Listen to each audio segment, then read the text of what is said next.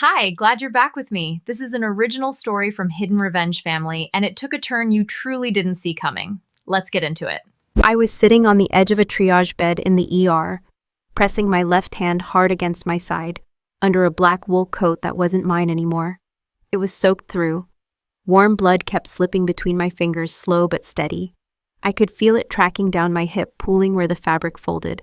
I kept my back straight anyway. A nurse had asked me twice to lie down. I told her I was fine. She didn't believe me, but she also didn't push. Busy ER. People yelling, machines beeping, someone crying behind a curtain. Standard chaos. I blended in. That was the point. Across the glass doors, I saw Savannah before I heard her. You couldn't miss her even if you tried. She was still in her evening gown, dark green, tight, expensive enough to make people stare. Her heels hit the floor like she owned the place. Her face was flushed. Not from concern, from anger, of course. She shoved past a nurse at the front desk, already raising her voice. I didn't need to hear the words. I knew the tone. I'd heard it my entire life. Embarrassment, control, damage control specifically. I shifted my hand slightly, pressing harder against the wound. A sharp pulse hit my ribs, and for a second my vision tightened at the edges. I let the feeling pass, not the time. 2 weeks earlier, I had been sitting at my kitchen table with a cup of coffee that had gone cold. Savannah didn't knock when she walked in. She never did. Julian followed behind her, carrying a leather folder like he was about to close $1 million deal, which technically he was. Good, Savannah said, like she'd caught me doing something right for once. You're home. I didn't answer. I just watched them. Julian gave me a polite smile. The kind people practice in mirrors. We need a quick favor. That word always came with a cost. Savannah dropped into the chair across from me and slid the folder forward. It's for the defense conference next month. You know, the one I told you about, senior leadership, federal contracts, all that. I knew the conference. I knew who would be there. I also knew I wasn't supposed to know. Julian opened the folder and turned it toward me. We just need your sign-off on the equipment clearance report, standard procedure, since you're logistics. There it was, logistics. The safe word they used when they wanted to make me small. I looked down at the document. At first glance, it was clean. Proper formatting, official language, all the right boxes checked. Anyone skimming it would sign without thinking. I don't skim. I read every line. And then I read it again. There were gaps, subtle ones, missing redundancy protocols, inconsistent vendor authentication, a bypass in the screening sequence that shouldn't exist unless someone put it there on purpose. Not sloppy, intentional. I lifted my eyes to Julian. This system won't hold under pressure.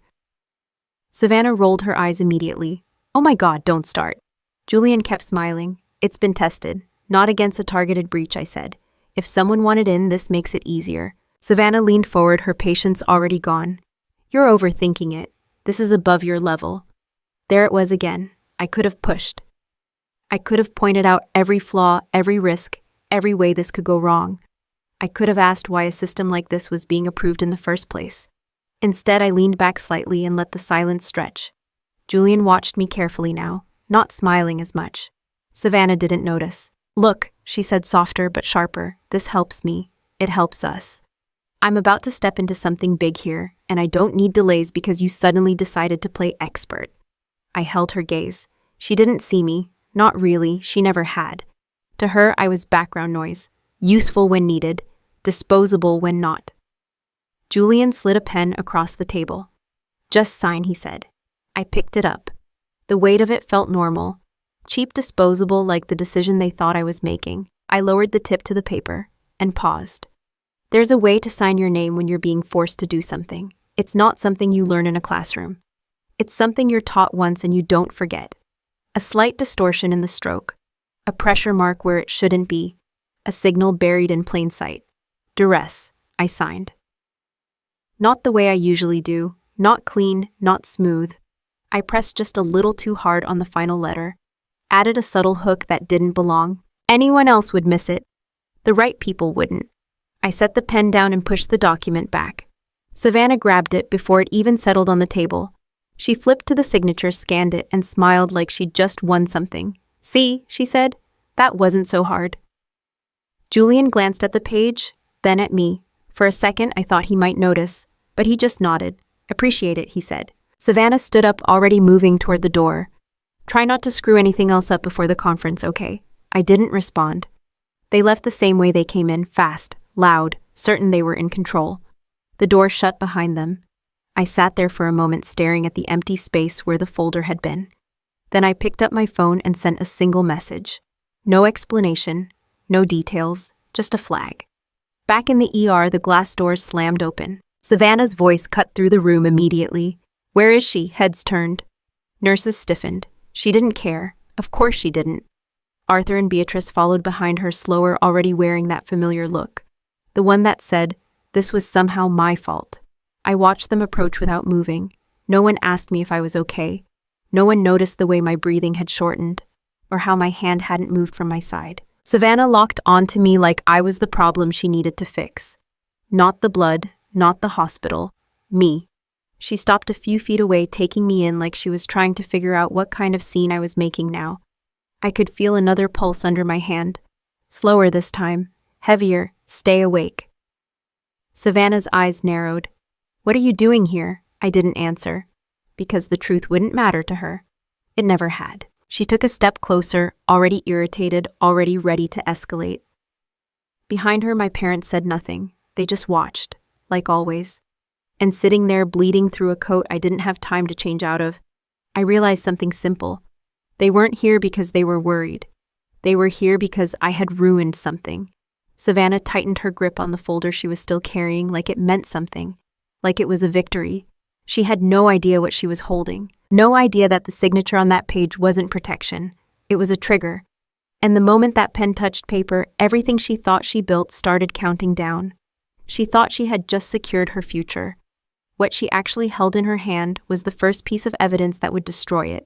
Have you ever been the one person in the room who saw exactly what was about to go wrong and stayed quiet long enough to let the truth expose everyone else? I kept my eyes on Savannah as she stepped closer, and for a second all I could see was how easy it would have been to stop everything 2 weeks earlier. Instead, I let it play out. That night, the house was louder than usual. Savannah had insisted on a small family dinner, which in her language meant expensive wine, perfect lighting, and a stage where she could perform success. The table was set like we were hosting diplomats. Crystal glasses, linen napkins, food no one actually cared about eating. Arthur sat at the head like always. Beatrice floated between the kitchen and the table, making sure everything looked right, not comfortable, just right. Julian sat next to Savannah, relaxed, confident, already halfway into his second glass of wine. I took the last chair without a word. Savannah barely glanced at me. You're late. I'm on time, I said, picking up my fork. Arthur sighed like I'd already disappointed him. Your sister has a big day tomorrow, Eleanor. The least you could do is show some enthusiasm. I cut into my food. I'm here. That wasn't enough. It never was. Beatrice placed another dish on the table and smiled at Savannah. Tell them again about the conference. Savannah didn't need to be asked twice. It's not just a conference, she said, leaning back slightly. It's where decisions are made, real ones. Contracts, defense partnerships, strategic alignment. I'll be working directly with senior officers. Arthur nodded like he was hearing something historic. That's my girl. Then his eyes shifted to me. And you, he added, could learn something from her. I didn't look up. I kept eating. Savannah smirked. Let's be fair. Not everyone is built for that level. Julian chuckled softly. Different skill sets. Arthur leaned forward. Look at your sister Eleanor. She's in rooms with generals, high-level people. Meanwhile, you, he gestured vaguely. You count boxes. There it was again, simple, dismissive, clean. I swallowed my food and took a sip of water. Julian picked up where Arthur left off. Logistics matters, of course, but it's support. The real impact happens at the top. I set my glass down. Right, I said. Savannah smiled like she'd won something. They kept talking, about influence, about visibility, about how things were about to change for Savannah after tomorrow. No one asked me anything. That made things easier. Julian's phone was on the table just to his right, screen facing up, unlocked. Notifications sliding in and disappearing without him noticing, careless or confident. Usually the same thing.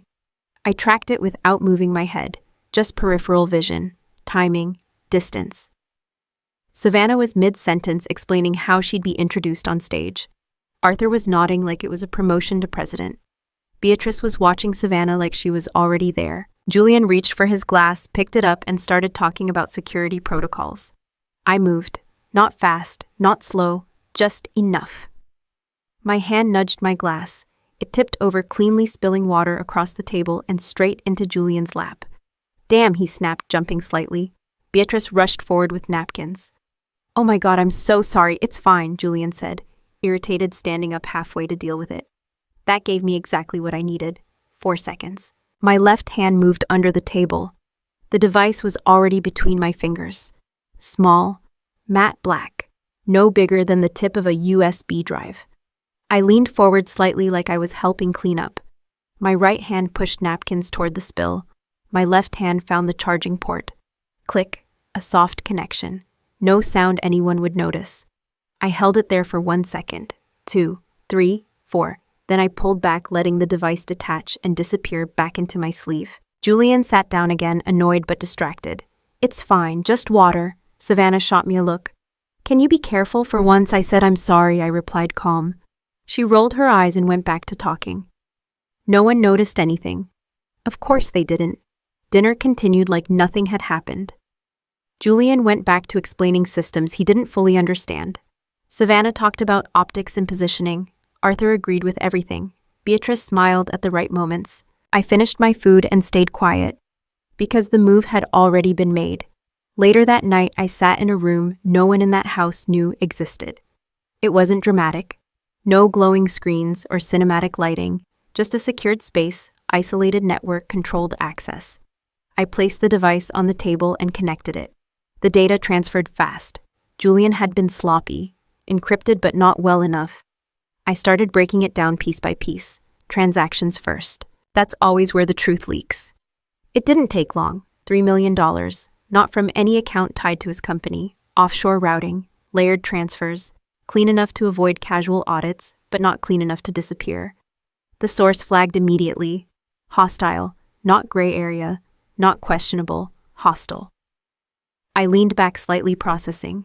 Then I kept going. Communications next.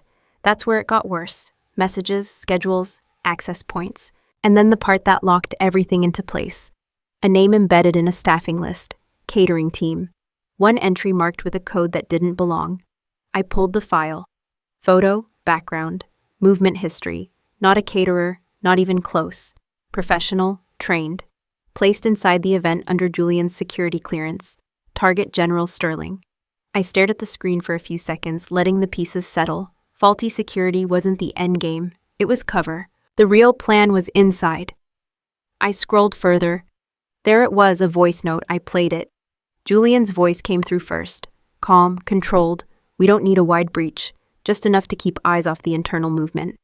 Another voice responded. Unfamiliar and sterling. A pause. Handled during service rotation. Clean, no noise. I stopped the audio, then I found another file. Savannah's voice this time, annoyed, sharp. Just get the paperwork signed. If anything goes wrong, she's the one who cleared it. I didn't react, because I had already expected that part. Savannah didn't know about the assassination, but she knew enough. Enough to be part of it. Enough to benefit. Enough to not ask questions. I leaned forward, resting my elbows on the table. $3 million, a compromised system, an embedded shooter, and my name sitting on the approval line. Perfect. Exactly what they needed. Exactly what I wanted them to think. I reached for my phone and sent another message. This one longer, clear, direct. No room for interpretation. Then I sat back and looked at the screen again. Tomorrow wasn't a conference.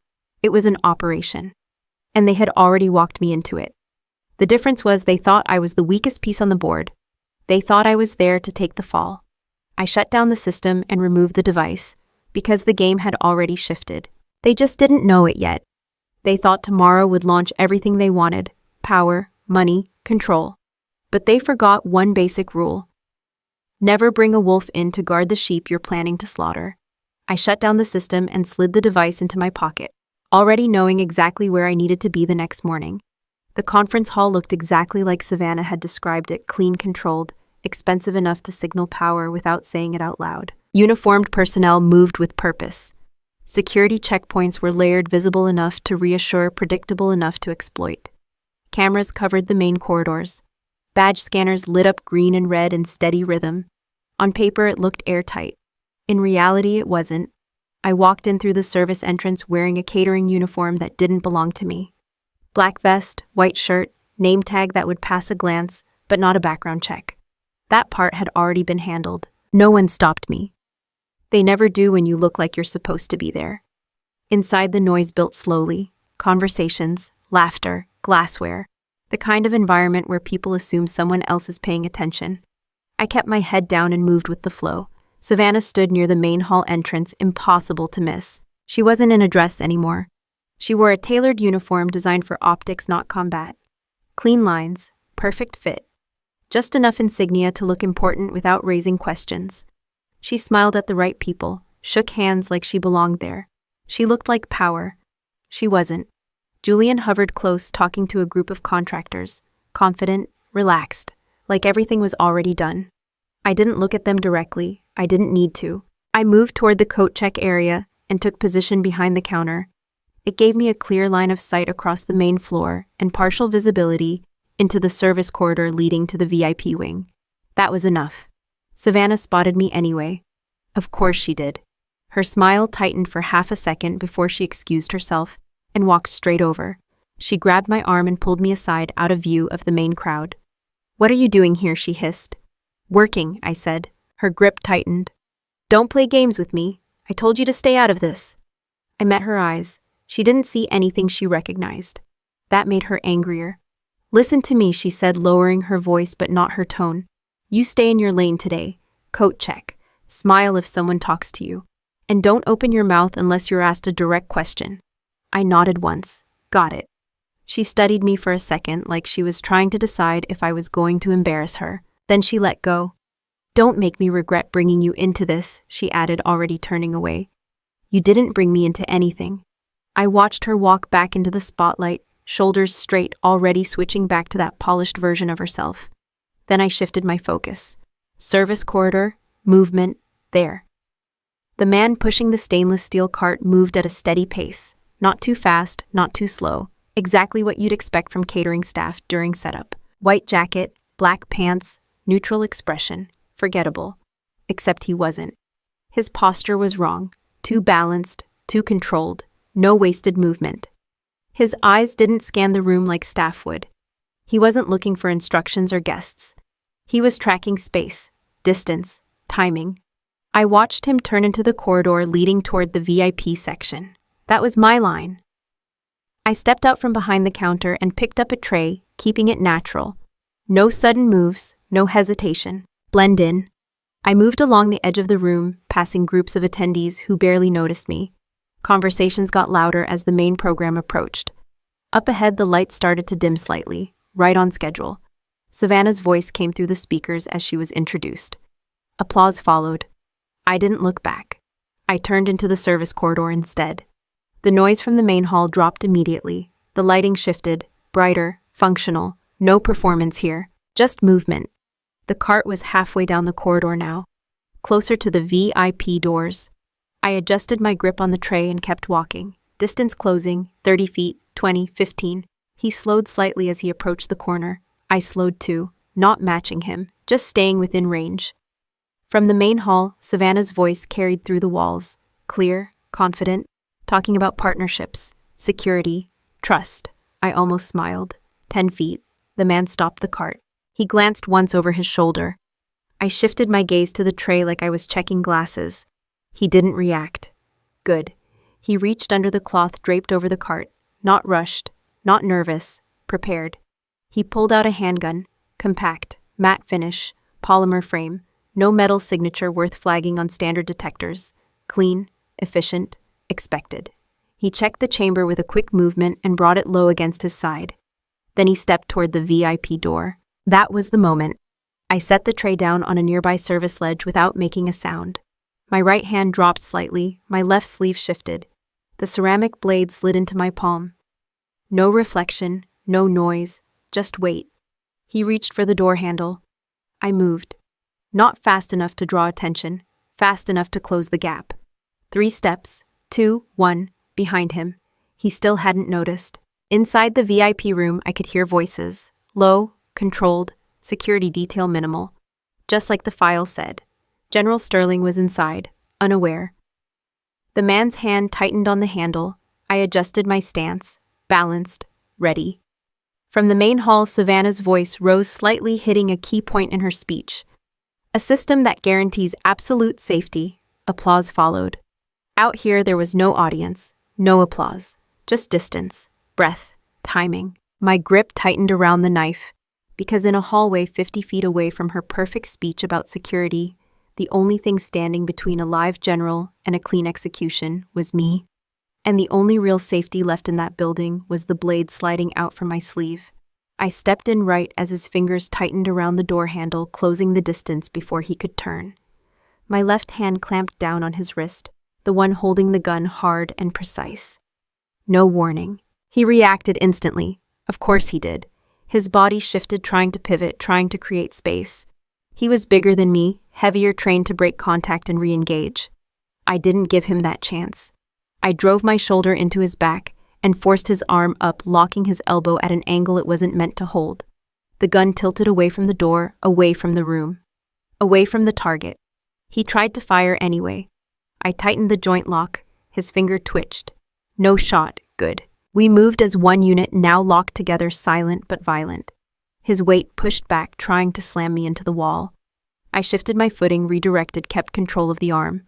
No noise. That was the rule. No noise meant no panic in the main hall. No panic meant no escape window for Julian.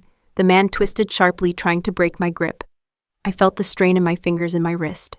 He was strong, so I changed angles. I stepped in closer instead of pulling back. Closed space. Removed leverage. My right hand came up and drove the ceramic blade into the inside of his forearm. Not deep enough to kill, just enough to disrupt control. His grip loosened for half a second. That was enough. I rotated his wrist hard. There was a sharp crack. He didn't scream. Professionals don't. The gun dropped. I kicked it away without looking. He came at me immediately with his free hand, fast and direct. No wasted motion. A strike aimed at my throat. I blocked, redirected, stepped inside again. No distance. No room for him to recover. We slammed into the wall, then the cart metal rattling under the impact. I kept my head low, avoiding his attempts to counter. He tried to overpower me. Didn't work. I shifted my weight and drove him down, hard. His back hit the floor with a dull thud. I followed through, knee pressing into his chest, keeping him pinned. My hand moved to secure his remaining arm. End it fast. That was the plan. But plans don't survive contact. His leg moved. Too fast, too deliberate. I saw it a fraction of a second before it happened. Ankle, back up. Small firearm strapped inside. I shifted my weight to react, but I was already a beat behind. He cleared it clean, brought it up. No hesitation. A suppressed shot went off. A short, tight sound. More air than noise. I felt it before I processed it. A blunt force slammed into my left side, just under the ribs. Not sharp, not immediate pain. Just impact. Like getting hit with a hammer from the inside. My body locked for half a second. Breath gone, focus narrowed. Don't make a sound. That mattered more than the pain. I bit down hard, teeth grinding, forcing everything inward. No reaction, no noise. He tried to follow up. I didn't let him. Adrenaline took over the part of me that still worked. My hand shot forward, grabbing his wrist before he could fire again. I twisted hard, driving the weapon offline. Another crack. His grip broke. I ripped the gun from his hand and slammed it against the floor, out of reach. Then I ended it. Fast, efficient, no hesitation. His body went still.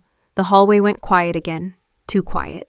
For a second, I stayed exactly where I was, making sure there was no movement left.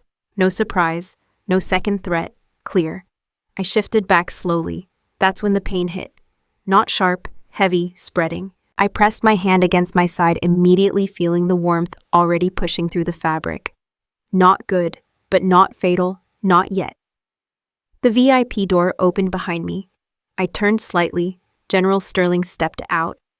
His expression shifting from confusion to understanding in less than a second. He took in the scene, the body, the weapon, me. "Are you hit?" he asked direct. "Yes," I said. No drama, no collapse, just information. His security detail moved in behind him, weapons up, scanning, assessing. I reached into my pocket and pulled out the small drive. "Take this," I said, handing it to the closest agent. He hesitated for half a second, then took it. "Everything's on there: financials, communications, entry point. Julian is compromised." Sterling's eyes locked onto mine. "How compromised?" "3 million, I said. Hostile source, internal breach." This was the execution point. He didn't ask anything else. Didn't need to. He turned to his team. "We're moving, now." They shifted immediately, forming a protective structure around him. One of them looked back at me. "We need to get you to medical." "No," I said. He frowned. "You've been shot, I'm aware." Sterling stepped closer. "You won't make it far like that." "I don't need far," I said. "I need out." His gaze sharpened. "Why?" "Because if this turns into a scene," I said, keeping my voice low and steady, "Julian disappears. He's not staying to answer questions. He's running." A brief pause, then Sterling nodded. He understood. "Exfil route," he asked. "Service exit, west side. No cameras in the last 20 feet. He gave a short signal to his team. "Move." They didn't waste time. Within seconds they were gone, taking the only target that mattered out of reach. The hallway fell silent again. Just me, and the body on the floor. I stayed still for another second, making sure everything was locked down. Then I pushed myself up. Slow, controlled. My hand stayed pressed against my side. The bleeding hadn't slowed. Figures. I walked to the cart and grabbed the black coat draped over the side. Not mine. Didn't matter. I slipped it on, pulling it tight across my body, covering the damage as best as I could. From the main hall, applause broke out again. Savannah right on schedule. Talking about security, talking about control. I adjusted the coat and took a breath that didn't quite fill my lungs. Mission complete. Target alive. Threat neutralized. I turned toward the service exit, because the job wasn't over yet. I stepped out of the hallway, blending back into a world that had no idea what almost just happened. And as I moved, I could feel the blood spreading under the coat, warm and steady, marking time in a way no one else could see. I pulled the fabric tighter, keeping it contained. Because what came next wasn't going to be quiet. I had done my part in the dark. Now I had to deal with something louder, something messier, something that didn't hide behind suppressed shots and silent hallways. I had to face my family, and that was going to be worse. I pushed through the service exit and didn't stop walking until the noise of the conference faded behind me and the night air hit my face. Cold, sharp, real. I kept one hand pressed tight against my side under the coat, adjusting pressure as I moved. The bleeding hadn't slowed. If anything, it felt heavier now, thicker. Focus, one step at a time. The parking lot lights were too bright. Every movement felt slightly delayed, like my body was a second behind my decisions. I found my car by memory more than sight. Unlocked it, got in, closed the door. For a second, I just sat there breathing. Short, controlled, not enough. I turned the engine on. Drive. The hospital wasn't far. Military facility. Secure, quiet, the only place I could walk in without questions slowing me down. I pulled out of the lot and onto the road. The first few minutes were fine. Then the edges started to blur. Street lights stretched slightly. Headlights from oncoming cars lingered a little longer than they should. I tightened my grip on the wheel. Stay present, you've driven worse. I adjusted my posture, pressing my elbow tighter into my side to maintain pressure. My fingers were slick now. I didn't look down. Didn't need to. The dashboard clock ticked forward. Every second felt longer. My breathing got shallower without me noticing at first. Then I did. I forced a deeper breath. Bad idea. Pain flared sharp under my ribs, cutting the inhale short. I exhaled slowly instead. Adapt. Keep moving. At a red light, I caught my reflection in the rearview mirror. Pale. Too pale. Eyes focused, but just barely. I looked away. Not helpful. The light turned green. I drove. Back at the conference, I knew exactly what was happening without being there. Savannah would have noticed first. She always tracked the room when it mattered. Sterling's absence wouldn't go unnoticed. Not during her moment. Not during her speech. Not when she was expecting recognition. I could picture it. Her smile tightening. Her eyes scanning the VIP section. Realizing someone important was missing. Then turning that realization into anger. Because that's what she does. She doesn't process. She assigns blame. And I was the easiest target. I made the final turn toward the hospital entrance. The building came into view steady and quiet compared to everything else. Almost there. I pulled into the lot and parked closer than I should have. Didn't matter. I shut off the engine and sat there for a second, letting the silence settle. Then I opened the door and stepped out. The ground felt uneven. It wasn't. I was. I walked toward the entrance, keeping my pace steady enough to not draw attention. Automatic doors opened. Warm air hit me. Fluorescent lights, voices, movement. Controlled chaos again. Familiar. I moved toward triage. A nurse looked up as I approached. "Can I help you?" "I'm fine," I said. She didn't believe me. "Do you need a wheelchair?" "No." That answer came faster. Too fast. She studied me for a second, then nodded slowly. "Okay, take a seat." I didn't sit in the waiting area. I moved past it and lowered myself onto an empty triage bed. Careful, controlled. No sudden movement. I leaned forward slightly, elbows on my knees, keeping my coat closed, hands still pressing against the wound. From the outside, it probably looked like I was just tired. "Good, that worked. I'll have someone check you in," the nurse said from behind me. "Give me a minute," I replied. She hesitated, then walked away. I exhaled slowly. The room tilted for half a second, then corrected. "Stay here, wait." Hayes would be on shift. He had to be. The only person in this building who wouldn't ask the wrong questions. The only one who would understand what mattered and what didn't. I adjusted my grip again, pressing harder. Warmth spread further under the coat. Time was running. At the conference, Savannah wouldn't have stopped at confusion. She would have moved straight to control. Demand answers. Find someone to blame. Julian would have deflected. Of course he would. And then someone would have mentioned me, because I was always part of the background. Easy to point at. Easier to dismiss. Then she would have checked. Phone, location. That feature she insisted we all keep on for safety. I almost smiled. That was going to work against her now. Hospital. Of course. Because where else would I go? Not because I was bleeding, but because in her mind, I was creating a scene. Running away. Ruining something. That's how she thinks. That's how she justifies. The ER doors slammed open behind me. Loud. Too loud. I didn't turn. Didn't need to. Her voice came first. Sharp. Controlled at first, then slipping. "Where is she?" Staff tried to respond. Didn't matter. She was already moving. Heels again. Fast. Angry. Arthur and Beatrice followed slower, already carrying that familiar disappointment. Like they were preparing themselves for whatever I had done wrong this time. I kept my eyes forward, focused on a fixed point across the room. Footsteps closed in, stopped, right in front of me. I could feel her staring, measuring, judging. "What are you doing here?" Savannah asked. Same question, different tone, more edge, less patience. I didn't answer. My breathing had shortened again. I kept it controlled, but it wasn't enough to hide everything. Sweat had started to form along my back. Cold, uncomfortable. Arthur crossed his arms. "This is not the time for whatever this is, Eleanor." Beatrice shook her head slightly. "You couldn't just get through one night?" There it was. No concern, no questions, just assumption. Savannah stepped closer. "You disappeared," she said. Sterling walked out. "Do you have any idea what that looks like?" I stayed still, because explaining wouldn't change anything. It never had. Her voice sharpened. "Did you mess something up? Is that why you're here, trying to get attention?" My hand tightened slightly under the coat. Pain spiked. I ignored it. "I asked you a question," she snapped. I lifted my eyes to meet hers. No emotion, no apology. That made her angrier. Of course it did. Behind her, my parents said nothing. They didn't need to. They had already decided. I shifted slightly on the bed, adjusting my balance, as the room tilted again for half a second. "Stay upright. Stay quiet." Savannah's expression twisted, frustration building into something sharper, something louder, something public. Exactly what she wanted. Exactly what I didn't need. But I wasn't leaving. Not yet. Not until Hayes got here.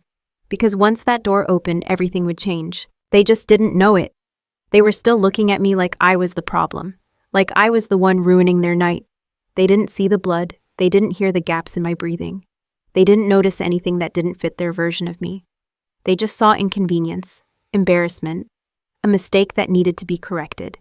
And standing there looking at me like I was something beneath them, they didn't realize how close they were to the truth. Not about me. About themselves. They stared at me, waiting for an explanation. I didn't give them one, because they weren't ready for it.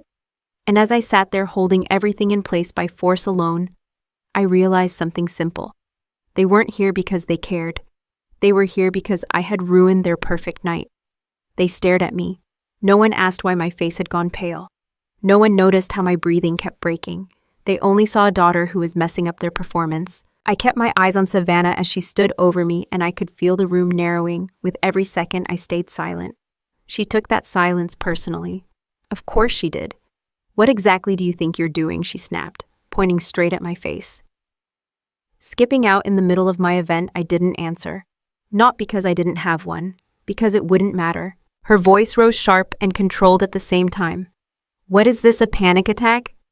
You seriously came to the ER to make a scene tonight?" Arthur stepped in, backing her without hesitation. "Stand up, Eleanor. Right now. Stop embarrassing this family." I didn't move, didn't stand, didn't speak, because I couldn't. My breathing had shortened to the point where every inhale felt incomplete. Sweat ran cold down my back under the coat. My hand was still pressed tight against my side, holding pressure where it needed to stay. If I let go even for a second, no, not yet. Beatrice shook her head, already disappointed.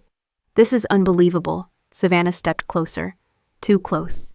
"You don't get to pull something like this on a night like tonight," she said, her voice dropping lower, more dangerous.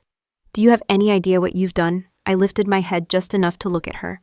Still nothing. No apology, no explanation. Just quiet. That was the worst thing I could have done. Her control snapped. "You are unbelievable," she hissed. "You always do this. Always." Arthur's tone hardened. "Answer your sister." I tried to speak. Nothing came out. Not because I didn't want to, because my body didn't have anything left to give to words. Savannah's expression twisted, anger turning into something more aggressive, more public. "You know what?" she said, louder now. "I'm done with this." She leaned in, her voice cutting through the ER. "You're a liability, you always have been." Still, I didn't respond, because I couldn't, and because part of me already knew what was coming next. Her eyes narrowed. "Say something," she demanded. I didn't. That was it. Her restraint disappeared completely. "You're useless," she snapped. Then she swung. The impact came fast and clean. Her palm hit the side of my face hard enough to snap my head sideways. My balance broke instantly.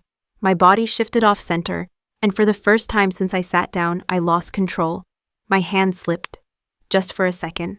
That was all it took. The pressure released, the coat shifted, and everything underneath it came into view. Dark red, soaked through the white fabric underneath. Not a stain, not a spot. A spread, fresh, heavy. Blood started dripping immediately, hitting the white tile floor in slow, steady drops. For a second, no one moved.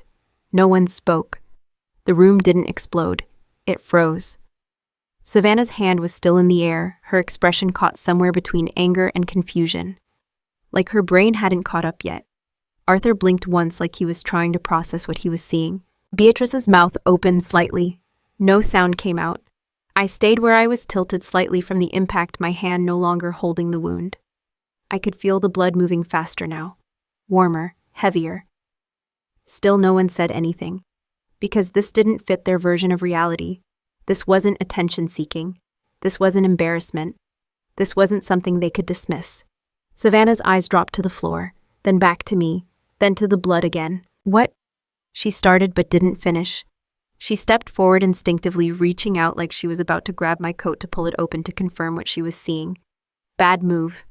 The double doors behind me slammed open, hard. The sound cut through the silence like a gunshot. Footsteps followed immediately, fast, focused, urgent. Dr. Hayes led the team.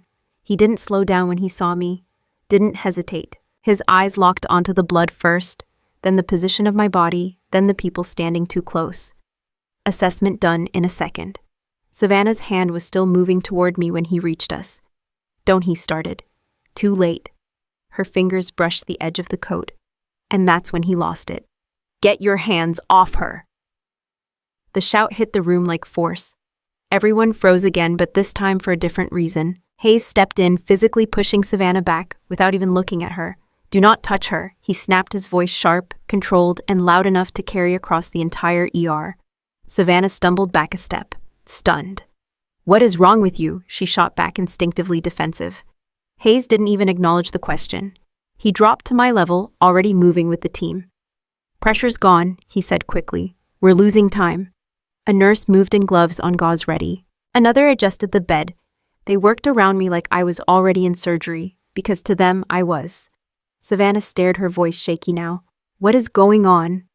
Hayes finally looked up. Not calm, not polite, cold. "Do you have any idea what you just did?" he asked. She blinked. He cut her off. "She took a bullet," he said, each word clear and sharp.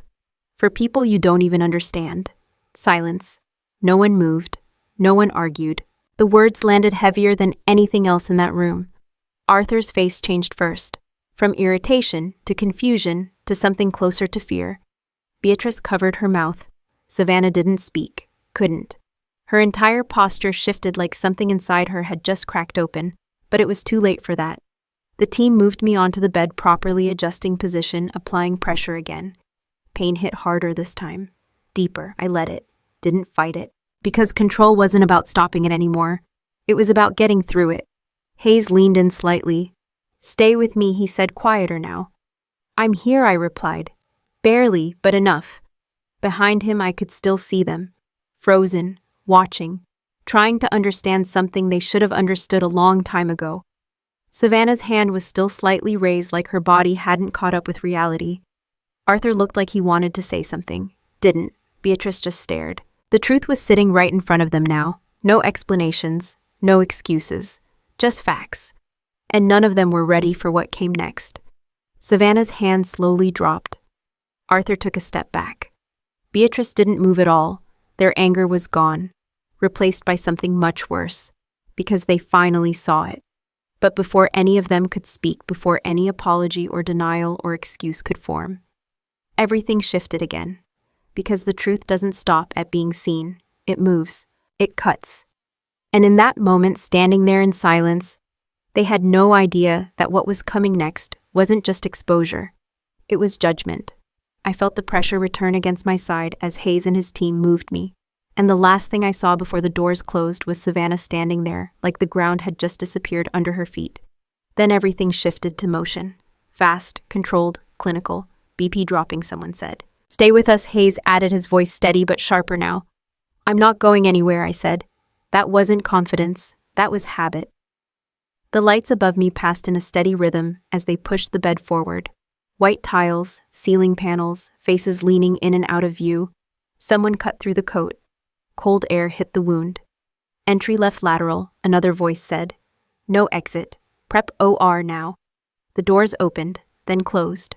And just like that, I was out of the room where everything had broken.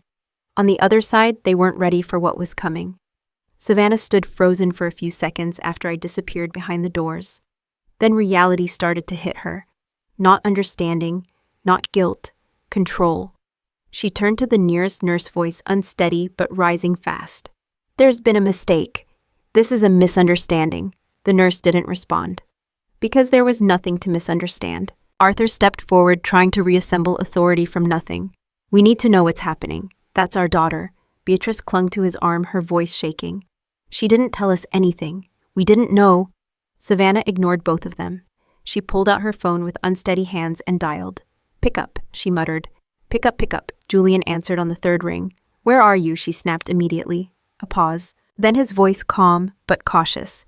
"Still at the venue." "What happened? You need to get here," she said, her voice breaking slightly. "Now there's a situation. What kind of situation?" She hesitated, because for the first time she didn't have a clean answer. "Just get here," she said. "Now." She hung up before he could ask more. Arthur looked at her. What did she mean? What did that doctor mean? Savannah shook her head, pacing now. I don't know what she's doing. But she did. She just didn't want to say it out loud. Minutes passed. No one sat down. No one relaxed. Every second stretched longer than the last. Then the doors at the far end of the waiting area opened again. Julian walked in fast, still in his suit, still composed, at least on the surface. What's going on? He asked, scanning the room, then locking onto Savannah. She moved toward him immediately. Something's wrong, they're saying. What happened to her? He cut in, already shifting tone. Apparently she was... Savannah stopped, because saying it now sounded different. Julian's eyes narrowed slightly. Was what? Before she could answer, he turned toward the staff at the desk. Excuse me, he said, voice firm, controlled, authoritative.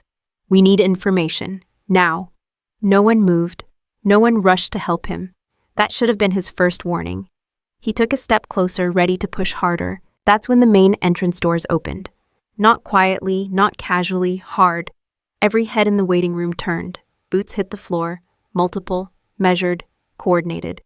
A group of men and women entered in tactical gear, moving with purpose and zero hesitation. CID, Military Criminal Investigation Division. No confusion about who they were. No mistaking why they were there. They didn't look around, didn't ask questions. They already knew exactly who they wanted. Julian didn't even have time to react. Two agents closed the distance instantly. Hands on him, controlled, precise. They turned him around and forced him against the wall. What the hell, he started. Metal clicked. Cuffs locked. Savannah screamed. What are you doing? Arthur stepped forward. You can't just step back, one of the agents said without raising his voice. That was enough. Everyone froze. Savannah's voice shook. He's my fiancé. You can't just take him like this. The lead agent turned slowly to face her. No anger, no emotion, just certainty. He held up a phone, pressed play. Julian's voice filled the room. Clear, undeniable. We don't need a wide breach, just enough to keep eyes off internal movement. The room went silent. Completely. Another voice followed. And Sterling Julian again. Handled during service rotation. Clean, no noise. Savannah's face drained of color. But it didn't stop there. Because the recording kept going, her voice came next.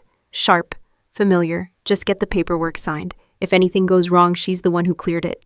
No one moved. No one spoke. Arthur's knees gave out first.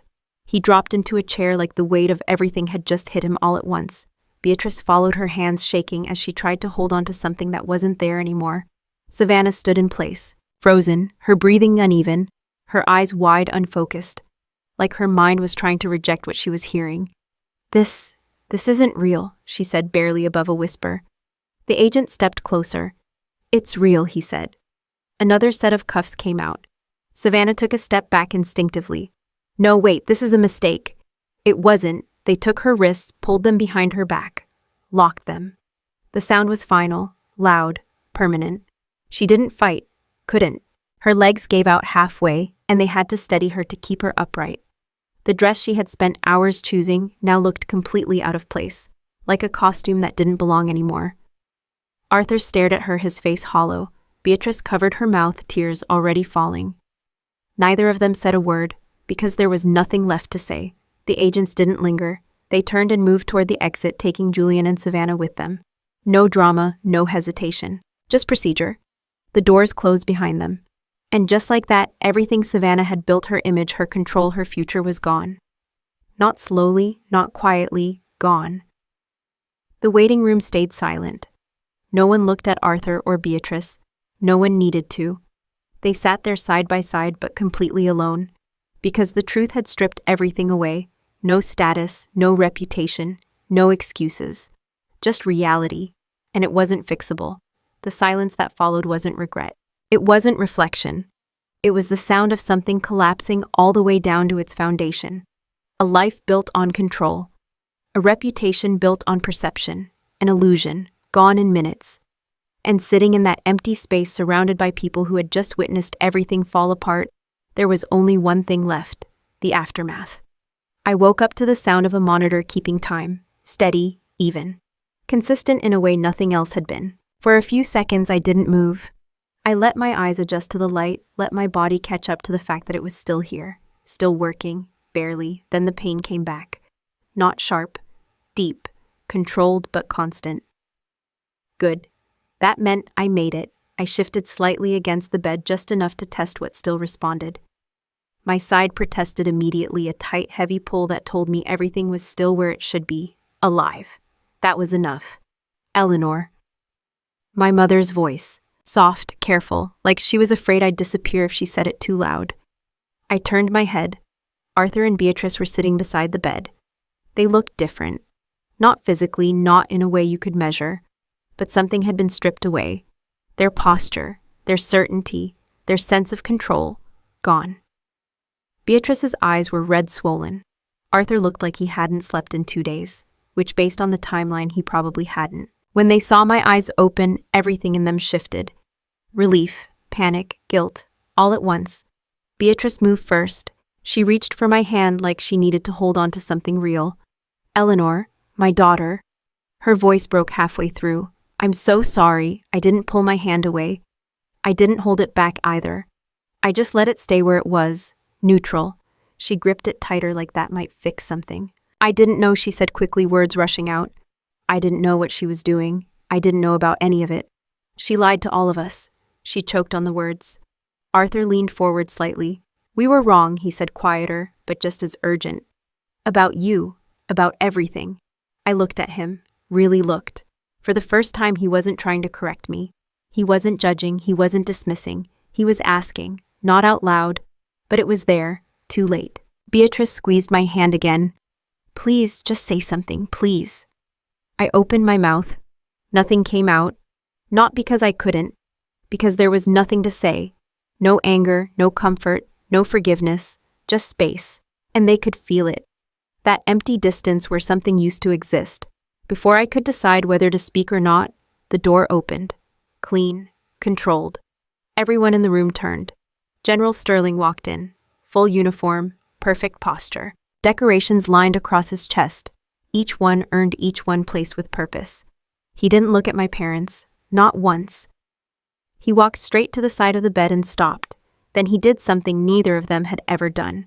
He stood at attention, and he saluted, sharp, precise, without hesitation. Thank you for your service, Agent Eleanor. No hesitation, no doubt, no question about who I was, or what I had done.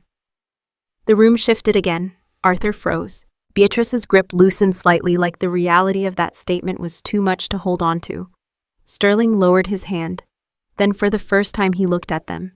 And everything about him changed. His voice didn't rise. It didn't need to. Your eldest daughter is currently in federal custody, he said. She is facing life imprisonment for treason and conspiracy. Beatrice let out a quiet sound. Arthur didn't react. He just stood there absorbing it. Sterling didn't stop. The man she was working with will not see the outside of a prison again. A pause. Then he took one step closer. And the daughter you struck, he continued, his voice colder. Now sharper, is the reason that man is still alive today. Silence. Complete. Sterling's gaze didn't move. You do not have the right to be in this room, he said. Simple. Final. Arthur looked like he wanted to argue. He didn't. Because there was nothing left to stand on. Beatrice's hand slipped away from mine completely. Sterling didn't wait. Leave. One word. That was all it took. Arthur lowered his head. Beatrice followed. Neither of them looked at me again as they turned toward the door. They walked out slower than they had ever moved before. Not because they were weak, because there was nothing left to carry. The door closed behind them. And just like that, they lost both daughters in the same night. One to a prison cell, the other to something they would never get back. Sterling stayed for a moment longer. Then he gave a small nod. Respect, not pity. Then he turned and left. The room went quiet again. Just the monitor, just the steady rhythm. I turned my head toward the window. The sky outside was starting to shift, dark giving way to light. Slow, unstoppable, morning. For the first time in a long time, there was nothing waiting for me on the other side of that light. No expectations. No roles to play. No one to prove anything to. Just space. The pain in my side was still there, sharp when I moved, heavy when I didn't, but it didn't matter. Because for the first time, it wasn't carrying anything else with it. No weight from them, no debt, no obligation. I had done what needed to be done, not for them, not for approval, for the job, for the truth, for myself. I stayed there watching the light come up slowly over the horizon, letting the silence settle into something steady. No tears, no dramatic release. Just clarity, clean, simple, final. Whatever I had been to them before, that was over. And whatever came next, it belonged to me. I didn't say much in that hospital room. Not because I didn't have anything to say. Because I had already learned the most important lesson of my life. The hard way, explaining yourself to the wrong people doesn't fix anything. It just gives them more ways to control you. For years, I thought if I just said the right thing at the right time in the right tone, my family would finally see me differently. I thought if I worked harder, stayed quiet longer, proved myself enough, they would respect me. They didn't. And the reason is simple. They never planned to. That's something I need you to understand if you're watching this and seeing parts of your own life in mine. Some people don't misunderstand you. They choose not to understand you. There's a difference, a big one. A person who lacks information might listen when you explain. A person who benefits from seeing you as less than will ignore everything that doesn't fit their version of you. My family didn't need more information. They needed me to stay small, because that made their world easier to manage. Savannah needed to be the successful one. Julian needed someone to take the fall. My parents needed a version of reality where everything made sense without questioning anything. And I was the easiest piece to shape. So I stopped trying, not all at once, but gradually. I stopped correcting them when they got things wrong. I stopped defending myself when they made assumptions. I stopped volunteering information they didn't deserve. And something interesting happened. The less I explained, the more control I had. That sounds backwards if you've been raised to communicate everything. But here's the truth. Not every conversation is meant to bring clarity. Some conversations are traps. They're designed to get a reaction out of you, make you justify yourself, pull you into a position where you lose control. Once I saw that clearly, I changed how I moved. I started observing more, listening more, speaking less, not out of fear, out of strategy. When Savannah and Julian put that contract in front of me, I saw everything immediately, the flaws, the setup, the way they were positioning me as the fallback if anything went wrong. 2 years earlier, I would have argued. I would have pointed out every issue. I would have tried to fix it. And all that would have done is warn them. This time, I didn't. I signed. On purpose. Not because I was weak, because I understood something they didn't. Timing matters more than truth. You can be completely right and still lose if you act at the wrong time. So I waited. I let them believe they were in control. I let them build confidence. I let them move forward without resistance. Because when people think they've already won, they stop being careful. That's when they make mistakes. That's when the truth becomes visible. That's when you stop chasing justice and start letting it land on its own. Let me say this clearly. I'm not telling you to stay silent because you're powerless. I'm telling you to stay silent when silence gives you leverage. There's a difference. If you're in a situation where people constantly talk over you, dismiss you, twist your words, or use your reactions against you, then you don't need better arguments. You need better positioning. You need to ask yourself, who benefits when I speak? If the answer isn't you, then stop talking. Focus on what actually moves your life forward.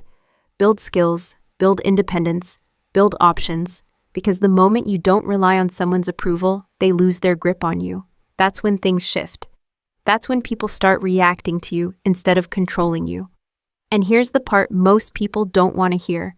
Sometimes the strongest move is letting people underestimate you, not correcting them, not proving them wrong, letting them believe the version of you that makes them comfortable. Because that version is predictable, and predictable people don't prepare. Savannah thought I was harmless. Julian thought I was irrelevant. My parents thought I was a disappointment. None of them adjusted their behavior around me. None of them hid anything from me. None of them saw me as a threat. That gave me access. That gave me time. That gave me everything I needed. If I had spent that time arguing, defending, explaining, I would have lost all of that. So here's the real lesson. Stop performing for people who already decided your role. You're not going to win them over. You're not going to change their perspective with better words. You're just going to exhaust yourself trying. Instead, shift your energy. Invest it in places where it actually creates results. And when the moment comes, because it will, you won't need to explain anything. The truth will speak for itself. And when it does, it hits harder than anything you could have said. The moment I stopped trying to be understood, I became impossible to control. I didn't lose sleep over the betrayal. Not because it didn't matter, because by the time everything came out, I had already accepted what it meant. Most people think betrayal is the moment something breaks. For me, it was the moment everything became clear. Clear is better than comfortable. You just don't realize that until it's too late. When people watched what happened at the hospital, they saw a shock. They saw a sister exposed, a fiancé arrested, a family falling apart in real time. What I saw was confirmation. Nothing about that night surprised me. Savannah didn't suddenly become selfish. Julian didn't suddenly become corrupt. My parents didn't suddenly become blind. They had been consistent the entire time. That's the part people miss. Betrayal doesn't create character, it reveals it. If you look back far enough, you'll see it. The patterns, the comments, the decisions that didn't sit right, but you ignored because it was easier. Savannah always needed to be the center of attention. If something didn't serve her, she dismissed it. If someone didn't fit her image, she minimized them. That didn't start at the conference. That was her default. Julian always calculated risk in terms of benefit, not ethics, not consequences, just outcome. If something paid off, he did it. If someone got hurt, he justified it. That's not a mistake. That's a system, and my parents, they didn't want truth. They wanted comfort. They chose whatever version of reality made their lives easier to explain, even if it meant ignoring what was right in front of them. That's not confusion, that's a decision. And here's the part I want you to hear. If someone shows you who they are, once you can question it. If they show you twice, you should pay attention. If they show you consistently and you still ignore it, that's on you. That's not blame. That's responsibility. Because at some point, staying becomes a choice, and choices have consequences. I stayed longer than I should have, not because I didn't see it, because I thought I could manage it, control it, work around it. That's what a lot of people do. They adapt to dysfunction instead of removing themselves from it. They justify behavior because it comes from family. They tell themselves, it's not that bad. They don't mean it. That's just how they are. And every time you say that, you lower your own standard. You make space for things that shouldn't be there. Let me be direct. Family is not a free pass for bad behavior. Shared history doesn't excuse repeated harm. Blood doesn't override accountability. If someone consistently disrespects you, uses you, or places you in situations where you carry the risk and they take the reward, that's not family. That's a liability. And you need to start seeing it that way. When everything came out, people asked me if I was angry. I wasn't. Anger requires surprise. I had already moved past that. What I felt was clarity, clean, final. There's something powerful about seeing people exactly as they are without excuses. It removes confusion. It removes hesitation. It removes the internal debate you've been having for years.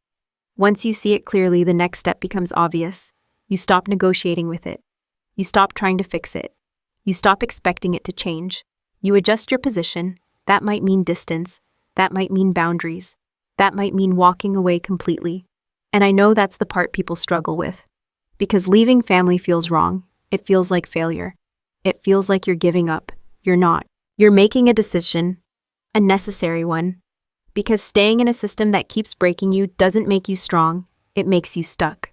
And being stuck is the most dangerous position you can be in. Not because it hurts, because it feels normal. That's how people lose years of their lives. Not in one big mistake. In small, repeated decisions to tolerate what they shouldn't. So here's what I want you to take from this. Stop looking at what people say. Start looking at what they consistently do. Patterns don't lie. Intent shows up over time. And once you see that clearly, you have a choice. Stay and accept it. Or leave and change it. But don't pretend it's something else.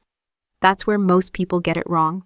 The hardest part of everything that happened wasn't the arrest. It wasn't the hospital. It wasn't even the moment everything collapsed. It was accepting something simple. I didn't lose my family that night. I realized I never really had them. I didn't raise my voice that night. Not in the hallway, not in the ER, not even when everything came out. And that's the part most people get wrong when they think about strength. They picture confrontation. They picture someone standing up shouting, proving a point in real time. That's not strength. That's reaction. And reaction is easy. Control is hard.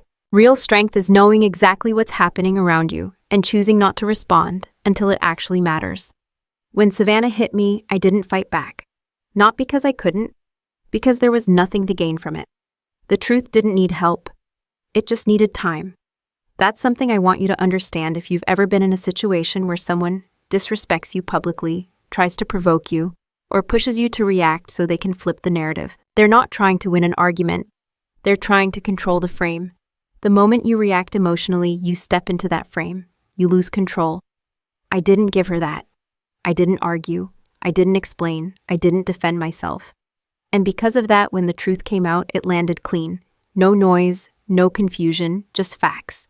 That's what real strength looks like. It's quiet, it's controlled, and it doesn't need validation. That's the next thing you need to hear. You don't need approval from people who failed your character test. Think about that.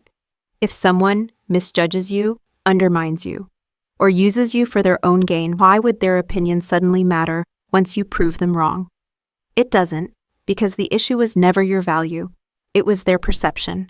And perception, especially from the wrong people, is not something you build your life around.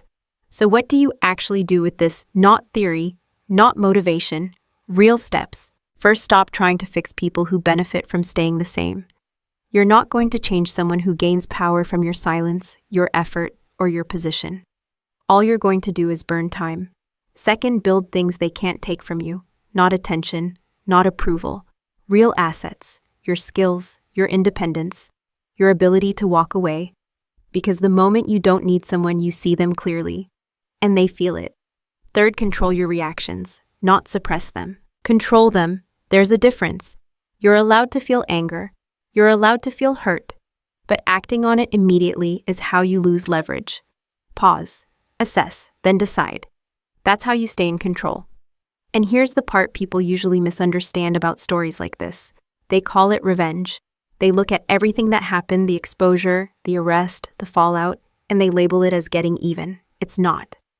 Real revenge isn't about hurting someone back. It's about reaching a point where they no longer have any impact on your life, where their opinion doesn't shape your decisions, where their presence isn't required for your peace. That's what this was. I didn't destroy them. They did that themselves. I just stopped getting in the way. And if you've been watching this, seeing parts of your own situation in it, this is where you decide what happens next. Because stories like this, revenge stories, family drama, they're not just entertainment. They're patterns, warnings, blueprints if you're paying attention. You don't need to go through everything I did to learn the same lessons. You just need to recognize the signs earlier, act sooner, and stop waiting for people to become who they've already shown you they're not. If you take one thing from all of this, let it be this: you are allowed to outgrow people, even if they share your last name. And once you do, don't look back to check if they understand. Keep moving, build something better, and protect your peace like it actually matters, because it does. If this story hit close to home, or if you want more real conversations like this about control boundaries and how to move smart in situations most people don't talk about, hit subscribe, stay with me, and I'll keep showing you how to stop reacting and start taking control. Final note. This story is a work of fiction, but the valuable lessons we discuss are entirely real and continue to happen to many people every day. If this style isn't for you, that's perfectly okay. Please feel free to look for other content that better suits your needs.